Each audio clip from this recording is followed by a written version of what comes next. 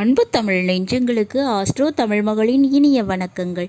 இன்றைய பதிவில் நம்ம வாழ்க்கையில் கஷ்டமும் கடனும் கண்ணீரும் கவலையும் எல்லா மனிதருக்கும் பொதுவானதுங்க. அது எப்போ வரும் எப்படி வரும் என்பது எவருக்குமே தெரியாது. இருந்தாலும் அதிலிருந்து மீண்டு வருவதற்காக பல முயற்சிகள் செய்து பல வேலை தொழிலை பார்த்து அதிலிருந்து மீண்டு வருவதற்காக போராடுவோம். ஆனாலும் காலம் நமக்கு சாதகமாக இருந்தால்தான் அந்த போராட்டமானது வெற்றி பெறும், நல்லது நடக்கும். அப்படிப்பட்ட ஒரு பொன்னான காலகட்டம் துளாராசியில் பிறந்தவங்களுக்காக இப்போ பிறந்திருக்குங்க. ஒரு 3 விஷயத்தில் கண்ணீர் விட தேவையில்லை, கடன் பட தேவையில்லை, கவலைப்பட தேவையில்லை, கஷ்டப்பட தேவையில்லை. அப்படிப்பட்ட 3 விஷயங்கள் என்ன, அது எதனால் ஏற்படுது அப்படின்றத தான் இன்றைய பதிவில் பார்க்க போகிறோம். பதிவினை முழுமையாக பாருங்கள். பதிவு பிடிச்சிருந்தால் லைக் பண்ணி கமெண்ட் பண்ணி மற்ற நண்பர்கள் உறவினர்கள் பயன்பெற அவங்களுக்கும் ஷேர் பண்ண மறந்துடாதீங்க.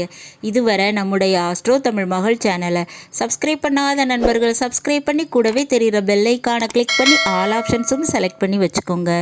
ஏற்கனவே நம்முடைய ஆஸ்ட்ரோ தமிழ் மகள் சேனலில் துளாராசியில் பிறந்த நண்பர்களுக்காக குரு பயிற்சி பலன்கள் பதிவு செஞ்சாச்சு. பார்க்காத நண்பர்கள் சேனலை விசிட் பண்ணி பார்த்து தெரிஞ்சுக்கோங்க.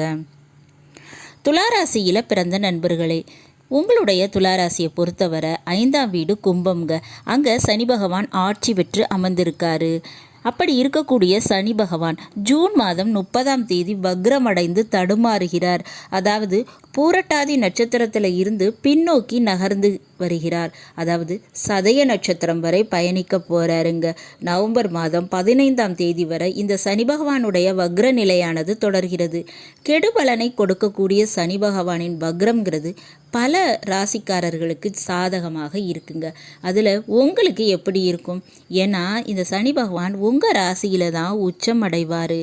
அப்போ உங்களுக்கு சில விதத்தில் நன்மையையும் சில விதத்தில் தீமையையும் செய்யக்கூடியவருங்க இந்த சனி பகவான். இப்படி நல்லது கெட்டது ரெண்டையுமே செய்யக்கூடிய இந்த கிரகமாகிய சனி பகவான் தடுமாறுகிறார். இருந்தாலும் குரு பார்க்க கோடி நன்மை, சனி பார்க்கும் இடம் பாழ் அப்படின்னு சொல்லுவாங்க. அப்படி சனி பகவான் உங்களுக்கு நன்மையையே செய்தாலும் சில விதத்தில் தீமை செய்வார்.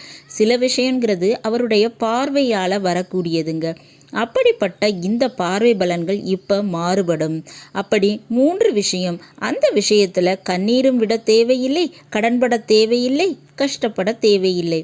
அதில் முதல் விஷயமாக பார்த்தோம்னா சனி பகவான் கும்பராசியிலிருந்து 3ஆம் பார்வையாக உங்கள் ராசிக்கு 7ஆம் வீடான மேஷராசியை பார்க்குறாரு. 7ஆம் வீடுங்கிறது வாழ்க்கை துணை, உறவுகள், நட்பு, தொழில் பார்ட்னர் என அனைத்தையும் குறிக்கக்கூடிய இடம்ங்க.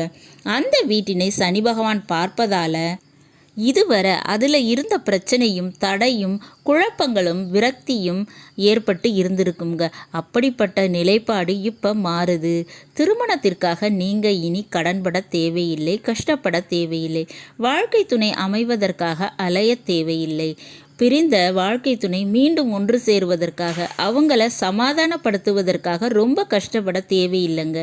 இனி தானாக மாறும் தன் புத்தி என்று சொல்லுவாங்க இல்லையா, அதன்படி அவர்களுடைய நிலைப்பாடானது மாறி உங்களுடன் மீண்டும் இணக்கம் ஆவார்கள். உங்களை புரிந்து கொள்ளாத நண்பர்களும் உறவுகளும் இனி உங்களை புரிந்து கொள்வார்கள். உங்களை விட்டு பிரிந்த எந்த ஒரு உறவானாலும் சரிங்க, அது மீண்டும் உங்களுடன் வந்து சேருவதற்கு வாய்ப்பு இருக்குங்க. அதுபோல் பணம் கொடுக்கல் வாங்கல் பிரச்சனையில் உங்களை ஏமாற்றியவர்கள் இனி ஏமாற்ற மாட்டார்கள். மீண்டும் அந்த பணமானது உங்கள் கைக்கு வந்து சேருங்க. அதில் நீங்கள் கஷ்டப்பட தேவையில்லை. 2ஆவதான விஷயம் தொழில் விஷயம். பார்ட்னர்ஷிப்பில் வரவுகள் உண்டுங்க. அடுத்ததாக சனி பகவானுடைய 7ஆம் பார்வை அது உங்கள் ராசிக்கு 11ஆம் வீடான சிம்ம ராசியில் பதியுது. அப்போ உடன் பிறந்தவர்களால் ஏற்பட்ட தொல்லைகள், அவர்களால் ஏற்பட்ட மனக்குழப்பங்கள், மனச்சங்கடங்கள், பிரச்சனைகள் இதெல்லாம் நீங்கும், குறையுங்க, மறையும். அவர்களால் ஏற்பட்ட கஷ்டங்கள் நீங்கும். கண்டிப்பான முறையில் அரசு வழியில் வரக்கூடிய லாபம், சலுகை இது வசூலாகுங்க. சொந்த தொழிலில் எதிர்பாராத லாபங்கள் கிடைக்கும்.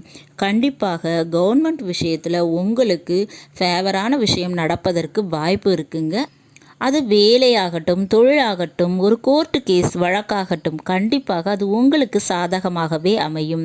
அடுத்ததாக பார்த்தோம்னா சனி பகவானுடைய 10ஆம் பார்வை அது விருச்சக ராசியின் மீது பதியுது. உங்களுக்கு 2ஆம் வீடு. குடும்ப ரீதியாகவும் கொடுத்த வாக்குகள் ரீதியாகவும் கஷ்டப்பட்டு கொண்டிருந்த உங்களுக்கு அந்த கஷ்டத்திலிருந்து விடுதலையானது கிடைக்கும். குடும்ப பாரம், குடும்ப கடன், குடும்ப பிரச்சனை கண்டிப்பாக குறையும், மறையும். இதிலெல்லாம் ஓரளவுக்கு நிம்மதியாக இருக்கலாம். தனம், பணம், குடும்ப சொத்து கைக்கு வந்து சேர்வதற்காக வாய்ப்புகள் இருக்குங்க. இந்த 3 விஷயத்தில் நீங்கள் கஷ்டப்பட தேவையில்லை, கண்ணீர் விட தேவையில்லை. ஏன்னா சனி பகவானுடைய பார்வை பலனானது நிச்சயமாக மாறுபடுது. அதில் பெரிய அளவில் உங்களுக்கு சாதகமாக இருக்குங்க. வாய்ப்புகள் எல்லாமே வரும். வாய்ப்புகளை விட்டுடாதீங்க, பயன்படுத்திக்கோங்க. மேலும் 5ஆம் வீட்டில் இருக்கக்கூடிய சனி பகவான் வக்ரமடைவதால் தேவையில்லாத காதல் விஷயமாகட்டும், உங்களுக்கு அடங்காத பிள்ளைகளாகட்டும், இனி உங்கள் பேச்சினை கேட்காத பிள்ளைகள் இனி மாறுவாங்க. சொல் பேச்சு கேட்பாங்க.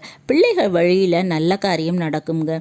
திருமணம், வேலைவாய்ப்பு, தொழில் இந்த மாதிரியான விஷயங்கள் உங்கள் பிள்ளைகள் வழியில் நடப்பதற்கு வாய்ப்பு இருக்குது. உங்களுக்கு பிள்ளைகளால் ஏற்பட்ட மன கஷ்டங்கள் தீரும், மறையுங்க. இந்த விஷயத்தில் நல்லது நடக்கும். துலா ராசியில் பிறந்த நீங்கள் காமாட்சி அம்மனை வழிபாடு செய்யும்போது கஷ்டங்கள் அனைத்தும் நீங்குங்க. இந்த தெய்வத்தினுடைய வழிபாடை பண்ணிக்கோங்க. நிச்சயமாக மாற்றம் என்பதை நீங்கள் அடைய முடியும். நல்லது நண்பர்களே, இந்த பதிவில் நாம் துளாராசியில் பிறந்த நண்பர்களுக்கு சனி வக்ரவேஷி பலன்கள் குறித்து பார்த்தோம். பதிவு உங்களுக்கு பிடிச்சிருக்கும்னு நினைக்கிறேன். பிடிச்சிருந்தால் லைக் பண்ணி, கமெண்ட் பண்ணி, மற்ற நண்பர்கள், உறவினர்கள் பயன்பெற அவங்களுக்கும் ஷேர் பண்ண மறந்துடாதீங்க. இதுவரை நம்முடைய ஆஸ்ட்ரோ தமிழ் மகள் சேனலை சப்ஸ்கிரைப் பண்ணாத நண்பர்கள் சப்ஸ்கிரைப் பண்ணி, கூடவே தெரிகிற பெல் ஐகானை கிளிக் பண்ணி ஆல் ஆப்ஷன்ஸும் செலக்ட் பண்ணி வச்சுக்கோங்க. மீண்டும் ஒரு நல்ல வாய்ப்பினில் உங்கள் அனைவரையும் சந்திக்கிறேன். அதுவரை ஆஸ்ட்ரோ தமிழ் மகளின் அன்பு கலந்த வணக்கங்கள். நன்றி.